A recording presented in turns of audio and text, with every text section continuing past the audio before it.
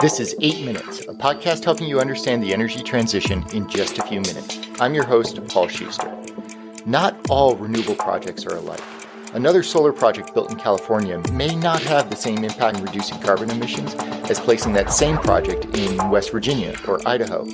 In the past, simply developing a new project anywhere was a win, and so projects gravitated to the sunny areas of the Southwest or the windy plains of Iowa or Oklahoma. Today, though, we need sophisticated analytics that allow us to make decisions, both investment and operating, to maximize the impact each project is going to have. Hence the concept of emissions first, a way to go beyond simply price or energy generation and evaluate instead the impact on carbon emissions.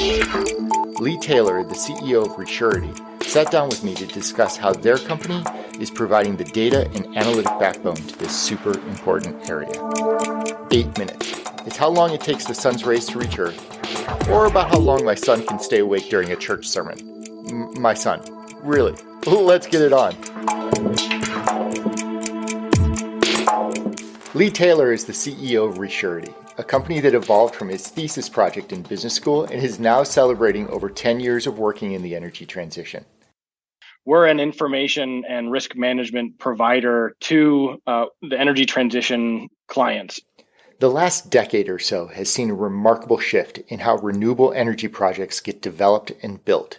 And the core data and analytics to help optimize those projects, well, that's changing. For one thing, as Lee explains, the old way of developing these projects was very much a utility-centric model. Really before 2012, 2013, 2014, almost all renewable energy purchasing was almost entirely driven by utility purchases. States had renewable portfolio standards, which were a requirement for utilities in that state to buy a certain amount of energy from renewable energy. Around 2008, that began to change.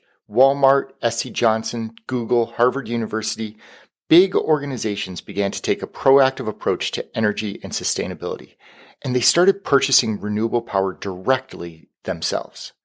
The birth of corporate power purchase agreements and virtual power purchase agreements enabled more projects to get built and more corporations to advance their sustainability and net zero goals. But the accounting for this power was still a bit hazy, as Lee explains. And so Scope 2 emissions used to be, prior to, I think, 2015, purely location-based, where it said, well, if you're consuming electricity in Pennsylvania, in Texas, in Nebraska, we're just going to look at the carbon intensity of that state, multiply that carbon intensity times your volume of consumption, and that is your carbon intensity, or your carbon footprint. And so the rules changed in 2015 to introduce what are called market-based accounting methods that says you can effectively use the renewable energy credit from direct procurement of renewable energy elsewhere in the grid or anywhere in the country to essentially reduce your carbon footprint. Fast forward to today, and companies are evolving yet again in how they think about renewable energy projects. It's no longer enough to just think about renewable energy certificates or RECs, but the time and location that the power is being generated matters.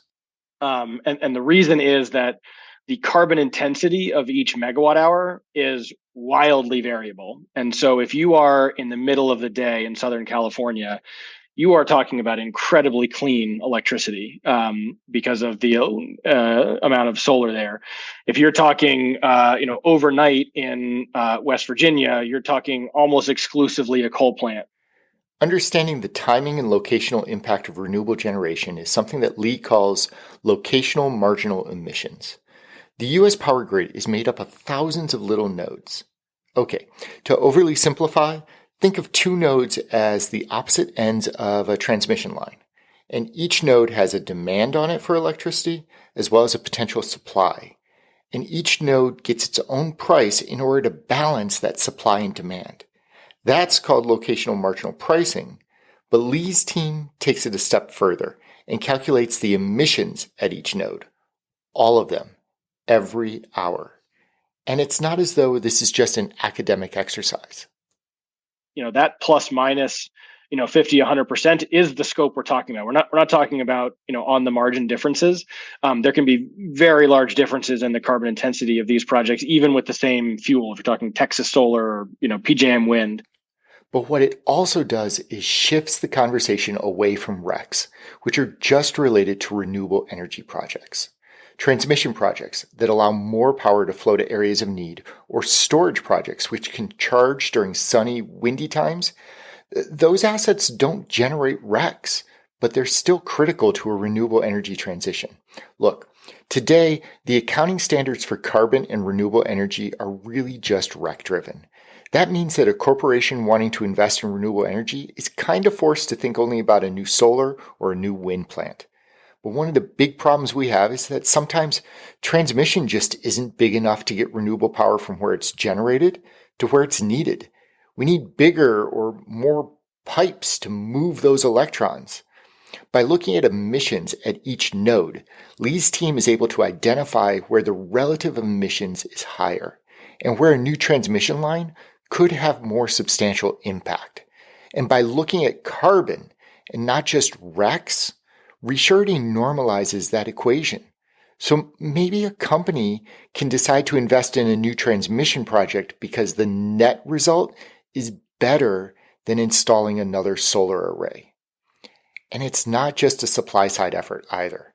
Lee also discusses how the demand side of the equation also needs this type of data.